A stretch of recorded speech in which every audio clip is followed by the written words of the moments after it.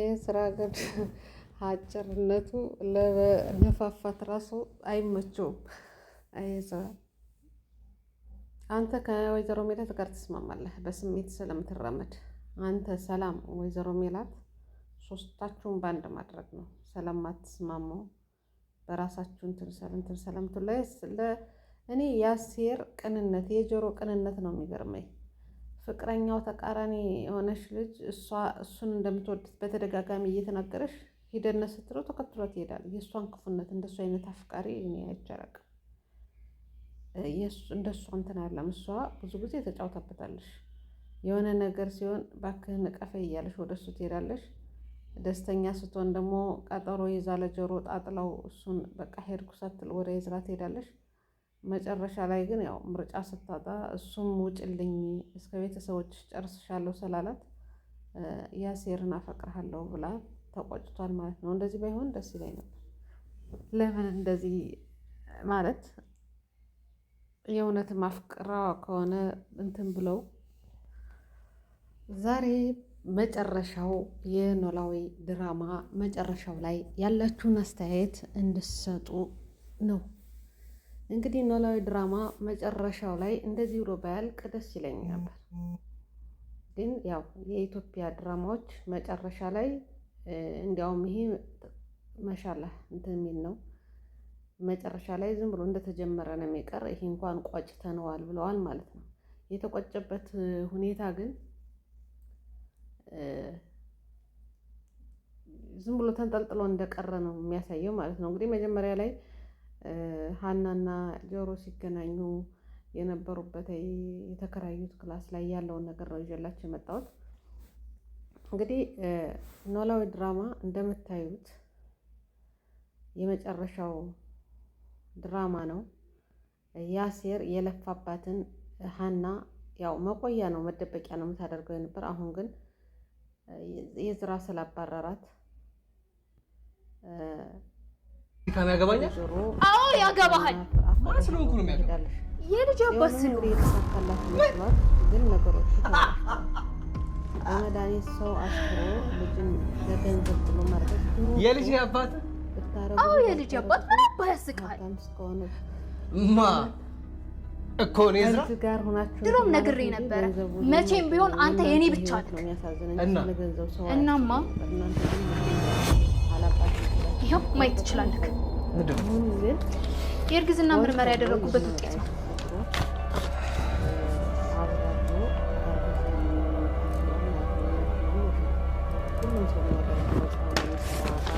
ይሄ እኮ እርጉዝ መሆንሽን እንጂ ከኔ ማርገዝሽን አያሳይም። ከአንተ መሆኑ ደግሞ ልጁ ሲወለድ ይረጋገጣል። ጽዮን እኔና አንቺ መች ነው አብረን ተኝተን? ታዲያ አንድ አልጋ ውስጥ አብረን ተኝተን የነበረው ዝም ብለን ይመስላል እንዴ? ምን ልጅ እንዲወልዱ መቼ? ይኸውልህ አንድ ቀን ምሽት እኔ እናንተ በተገናኘንበት ቤት ይመጣል። ከዛ መድኃኒት ሰጠችኝ። በምትጠጣበት መጠጥ ውስጥ ደግሞ ጨምሬ መረስኩ። ከዛ በኋላ የምፈልገውን ነገር አገኘሁ። ኖላዊ ድራማ መጨረሻ ቆይ ግን ለምን መጀመሪያው አስተማሪ ለምን ነው ይሄን ያልክፉ ምት ራሳችን እንድንጠይቅ ይኸውልህ ያላችሁ ንብረት የእናንተ ብቻ አይደለም የኛም ጭምር ነው። እሺ ያዩትን አምሳያዎች ወንዲ ያሉ አድራሻ ጠፍቶባቸው ለገንዘብ ስትይ ነው ከኔ ያረግሽ? አዎ ከዚህ በኋላ ንብረት ለያዛሽ። አዎ መጨረሻ ላይ ግን እኔ እንዳስተያየት ሀናና ያሴር ተጋብተው ኖላዊ መውለዱን አይተን ከልጁ ጋር ያለው ነገር መስፍንም ከዛ ነገር እርግጠኛ ሆኖ መመለሱን ያለውን ነገር አስረድተው ምን ብለው ወደ ሰላም ተመልሰው የአቶ በቃሉ ቤተሰቦች ደግሞ ያው መጥፎ የሰራ ሰው ስለሆነ ያን ቢወጣ ነበር ጥሩ የነበር። እነሱ ግን ሁሉንም ነው ያበላሹት። ሁሉንም ባንድ የተወሰነ ፓርት መኖር ነበረበት።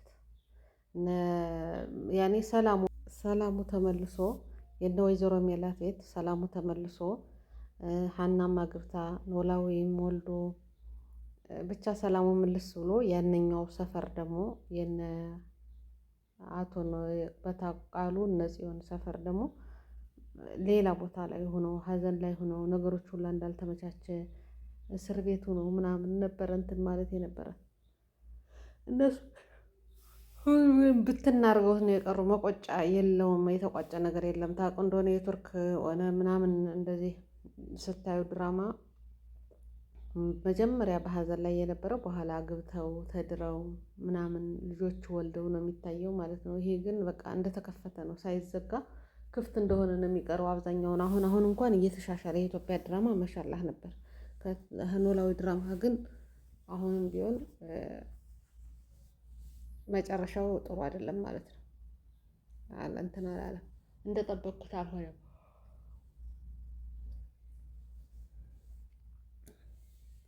እና ውድ ቤተሰቦች ሸር፣ ላይክ፣ ሰብስክራይብ እያደረጋችሁ እስኪ ሀሳብ አስተያየታችሁን በኮሜንት ላይ አስቀምጡ። ምንድን ነው የተማራችሁት ኖላዊ ድራማ? ወይዘሮ ሜላት ምን ተማራችሁ? ወይዘሮ ሜላት የእናትነትን ነገር አስተምራችኋለሽ? አላስተማረችም። ሰላም እና ወይዘሮ ሜላት አንድ አይነት ናቸው። አባታቸው ሙቶ ተብሎ ሀዘን ላይ ኢትዮጵያዊ ያለነበትን ሁኔታ ነው የተናገሩት። አባታችሁ መኪና ፕሌን ተከስክሶ ሙቶ ተብሎ ሀዘን ላይ ሆነው መቻል አቅቷቸው አባቴ ሲሉ የነበር አለሁ ብሎ ሲደውል ሲያዩ ሰላምን እብዳለሽ ምን ነው እንኳን ህልም ሆነልኝ ብሎ ነው መደሰት የነበረ ወይስ ለምን ጥሎ ሄደ ነው? በዛን ሰዓት እንግዲህ ድባቡን አይታችሁታል። ሞተ የተባለ ሰው ዙሮትም አለ ከተባለ ያንን ሁሉ አረስታችሁ አባታችሁ መኖሩን ብቻ ነው ትኩረት የምታደርጉ የነበር። ሰላም ግን እንደዛ አይደለም የነበረችው። ከእንግዲህ በኋላ አቶ መስፍን ሲጀመር ወጣ ያለች ናት፣ እንደ እናቷ ናት፣ እንደ ወይዘሮ ሜላት ናት። ሁሉም ነገር ቁጣዋ፣ ደስታዋ፣ ትንሽ እንትን የምትለው አለማዳመጥ በጣም ይጎዳል። ወይዘሮ ሜላት አሁንም ስተት ቦታ እንጂ ስተቷን ሳታርም ነው ይሄ 196 ነው 7 ያለቀ ማለት ነው። አንድ ቀን ተጸጽታ ሳትታረም እንደ እናት እድሜ የሚባል አለ። ልጆች ሲኖሩ ለነሱ ሲባል አስተሳሰብ ማዳመጥ ምናምን የሚባለው ነገር የለም ወይዘሮ ሜላት ላይ። የእናትነት የሚባለው እኔ ምን አይነት እናት ማለት እናት ስትሆኑ ኃይለኛ ስትሆኑ እንኳን ልጆች ካላችሁ ለስለስ ትላላችሁ። እሷ ግን ከስተት ላይ ስተት ነው እንትን የምትለው። ለምሳሌ አሁን ቤተልሔም መታ አቶ በቃሉ ሞቷል ሲባል አውቄዋለሁ መስፍን የገደለው አለች። ሳይጣራ እሷ በምታደርጋት ነገር ምን አይነት ወጥመድ እንደምትገባ አታውቁም። በቃ ዝም ብላ ነው የምትበጠረቅ። መስፍኔ ነው በቃ ገሎት ያገር ወጥቻለሁ ያለ ሁሉም ነገር መስፍኔ ነው አይደለ? እንዴት አድርጎ ገደለኝ ብላ ተናደደች። መጀመር እኮ እሷ ልትገለው እየፎከረች ነበር። ቢሆን እንኳን ድብቅ ማድረግ ነበረባት እንጂ የገደለችው እርግብ ናት፣ ጀግና ናት። ተናግራ ነው እንትን ያለሽው። በነገራችን ላይ አክስቷንም እንደገደለ የነ ወይዘሮ ሜላትን ቤት ምስቅልቅል እንዳደረገ አድርጋ ነው እንግዲህ ተናግራ። እኔ ግን የእነሱ አይመለከተኝም የአክስቴ ጉዳይ ግን ይመለከተኛል ብላ ግንባሩ ነው ያለሽው ማለት ነው። ይህ ድራማ እንደዚህ ብሎ ባያልቅ ጥሩ ነበር። ለምን መሰላችሁ? እርግብ መድረሻዋ ታውቆ ለምን እንደገደለሽው ተጠይቃ ባለሽበትም ሆና ምን ብላ እንደገደለሽው እነ ወይዘሮ ሜላት ነፃ እንደሆኑ ከግድያው ህግ አለመኖር የሚታወቀው በቃ ድብስብስ ብሎ ነው የሚያልፈው ማለት ነው። አሁን ሜሮን እንደታሰረሽ ቀርታለሽ፣ እርግብ ወታለሽ፣ አሁን ደግሞ ገላለሽ። ማን ነው እንትን የሚለው? ያነ ድርጅትስ በምን ላይ ነው የቀረ? የዝራ የሚባለው ልጅ ደግሞ አባቱ እንኳን ትንሽ ያኔ ከወይዘሮ ሜላት እሱ በጥበብ ነው የሚሄደው። ወይዘሮ ሜላት በጩኸት ነው በቃ ፎከራ፣ ጩኸት ማዳመጥ አትፈልግም። እዚህ ሁላም አይደረስም የነበረ አቶ መስፍን ብታዳምጠው ኑሮ አማረም ከፋም ዘገይቶም ቢሆን ሀሳብ ሲያመጣ ብታዳምጠው እሱም ለመሄድ እንትን አይልም። ነገሮችን ለማስተካከል ይታገሉ ነበር። መስፍን በነገራችን ላይ ተሳስቷል። ደግሞ እሱ የሆነ ነገር ሲሆን እንደ ወንድ ልጅ ቆፍጠን ብሎ ፊት ለፊት መጋፋት ይልቅ ቢሆንም ቢሄድ እንኳን ነገሮችን ለማስተካከል እሷን አሳምኖ ተናግሮ ልጆቻችን ሜዳ እንዲወጡ አንፈልግም፣ ጎዳና ላይ እንዲወድቁ አንፈልግም። የድርጅቱ ነገር አልቆለታል፣ ሜላት አዳምጪ ብሎ ወረቀት ከመጻፉ መናገር ነበረበት። ባታዳምጥም ልጆችን ስሙ ብሎ እሷም ቢብላ እንኳን እንትን ብትል ለልጆች ተናግሮ ያለውን ነገር እኔ ሂጄ መስራት አለብኝ። እንደዚህ አይነት ነገር ነው። እኔ ልጆች ሌላ ቦታ ላይ እንድትወድቁ አላውቅም። ደስታችሁን ነው የምፈልግ እንዳባት። እኔ ደግሞ ወደዛ ተመልሼ መስራት አለብኝ ብሎ መናገር ነበረበት እንጂ ተደብቆ መሄድ አልነበረበትም። ይሄ ስህተት ነው። ሀና ስትጠፋም እንደዛ አድርጎ ስለነበር አሁንም እንደዚህ አይነት ተናግሮ ግን አማራጭ እሱ ነው አይደለ? አንዳንድ ጊዜ ገንዘብ የምታገኙበትን ስታማርጦ ፊት ለፊት ቤተሰቦቹን ልክ አስቀምጦ የኔና ያንቺ ነው ከማለት መጀመሪያ እሷን ለማስረዳት ሞክሯል። ማትረዳ ሴት አልሆነሽም። በኋላ ግን ካልተረዳሽ ልጆቹን ስብስብ አድርጎ እኔ እናታችሁን ልናገራት ላማክራት ሞክሬ ነበር። አሁን ግን እናንተ ከቻላችሁ እንደ እናታችሁ ካልሆናችሁ አዳምጪ። እንደዚህ አይነት ነገር ተፈጥሯል። ድርጅቱ አሁን ያለበት ሁኔታ ባዶ ነው። እኛ ጎዳና መውደቃችን አይቀርም። ጎዳና ከመውደቃችን በፊት ደግሞ እኔ ወደ ነበርኩበት ልመለስና ሰርተን ቢያንስ ነገሮች እስከሚስተካከሉ እሰራለሁ። እናንተም ትረጋጋላችሁ። እኔም ተረጋግቼ ስራ እስከያዝኩ ድረስ ድርጅቱ እንኳን በቶሎ ባይመለስ ለእኛ ለህይወታችን ላለንበት የጎዳና እንዳንወጣ ያደርገናል። ይህን ብዬ ነው ልነግራት ነበር። እናታችሁ እያዳመጠሽ አይደለም። እኔ አልቻልኩም። ታዳምጣ ያልቻለሽም ድርጅቱን ብቅ ብላ አላየሽውም። ድርጅቱ ያለበት ሁኔታ ሁሉ ሂሳብ የሚሰሩትም ምን የሚሉትም ኖላዊ የአቶ በቃሉ ሰራተኞች ናቸው። ሁሉን ነገር እንትን ብለዋል ብሎ መናገር ነበረበት እንጂ እሷ አላዳመጠሽም ብሎ ተፋጠው አልጋ ቤት መደበቂያ ነው። እሷም እዛ ላብተዋን ይዛ ነው የምትደበቅ። እሱም ብርድ ልብሱን ይዞ ነው የሚጠበቅ። መጨረሻ ላይ መውጣቱ ተናግሮ ቢወጣ ነው ጥሩ የነበር። ልክ እንደ አቶ ኖላዊ እንደ ሀና እንደዛኛው አባት ተመናገሩ እነሱንም አንድ ላይ አድርጎ መናገር ነበረበት።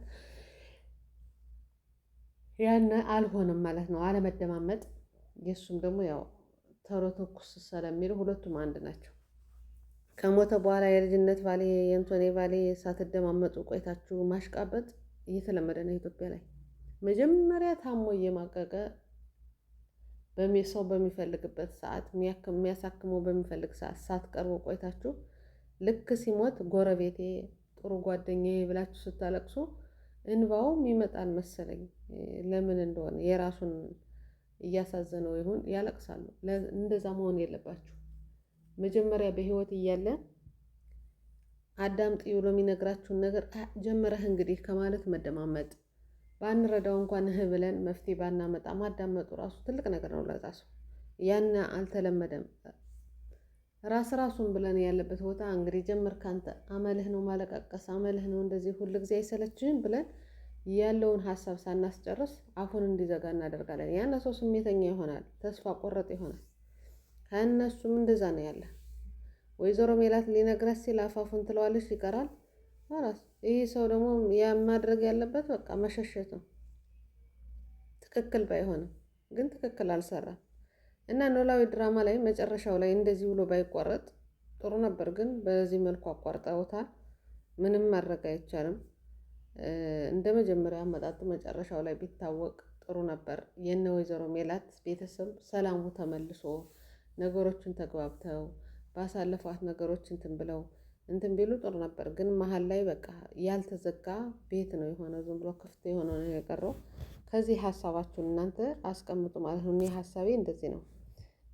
መጨረሻ ላይ ለምሳሌ 4-3 ቪዲዮ ቢለቀቅ ለምሳሌ መስፍን ያለበት ቦታ ገዳዩ እሷ ታውቃ እንዴት እንደሆነች እሷም ራሱ እኔ ያሰብኩት ወደ ሌላ ሀገር ወጥታ በስልክ ደውላ ወይም እንደዚህ በሚዲያ እንደሚባለው እንትን ብላ እኔ እንደዚህ ያደረኩት እኔ ነኝ አክስቴን ገዳይ ስለሆነ ሁሉ ጊዜ ስጠብቀው ስለነበር ነው። ወይዘሮ ሜላት አይመለከተኝም ስለነሱ፣ ግን እነሱንም በድሏቸዋል።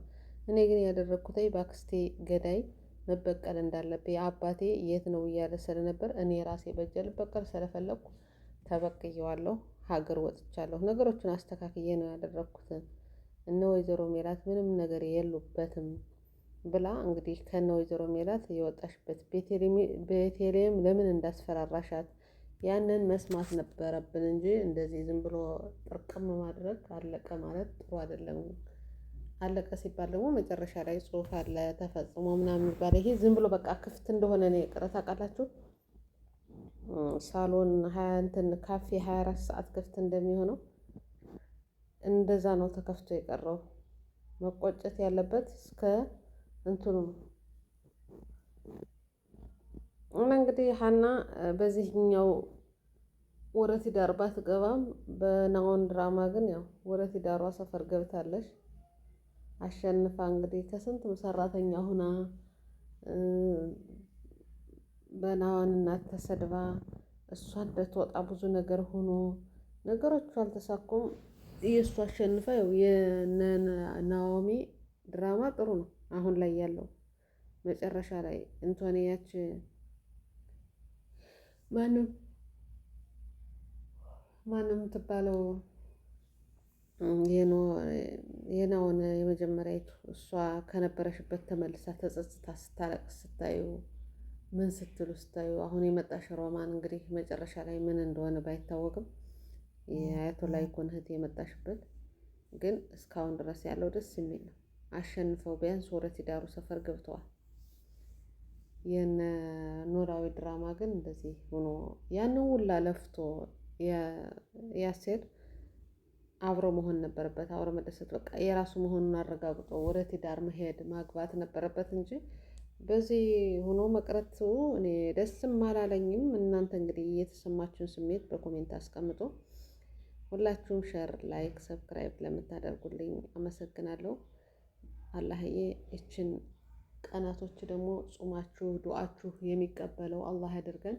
የአመት ወንጀል ያብሳል ተብሏልና ያረብዬም እስከ መጨረሻ ያለው ወንጀላችንም ያለፈውንም ወደፊት ያለውንም አላህዬ ይጠብቀን። ያለ የሰራነውንም ስናውቅ አውቀንም ሆነ ሳናውቅ ያደረግነው ነገር ካለ አላህዬ ካላህ የሚደበቅ የለምና አላህ ወንጀላችን እንዲያብስልን ዱዓ አደርጋለሁ። አላህ ይጠብቃችሁ በያላችሁበት። ሀገራችን ሰላም፣ ፍቅር፣ አንድነት አላህ ያምጣልን። ሁላችሁንም በጣም ነው የማመሰግነው። ወላሂ መታችሁ ሸር ላይክ ለምታደርጉልኝ ቪዲዮዎችን ለምታዩልኝ በሙሉ አመሰግናለሁ። ሌላ ቦታ ደህና ቦታ ደርሰን በዚህ እንደለፋንበት ዩቲዩብ እንትን ቻናል ሁላችንም ታውቁታላችሁ። እኛ ከሰው ቤት ሆነን የጀመርነው ሁላችንም ልፋቱ ምን እንደሆነ በቀላሉ እንትን የሚል አይደለም።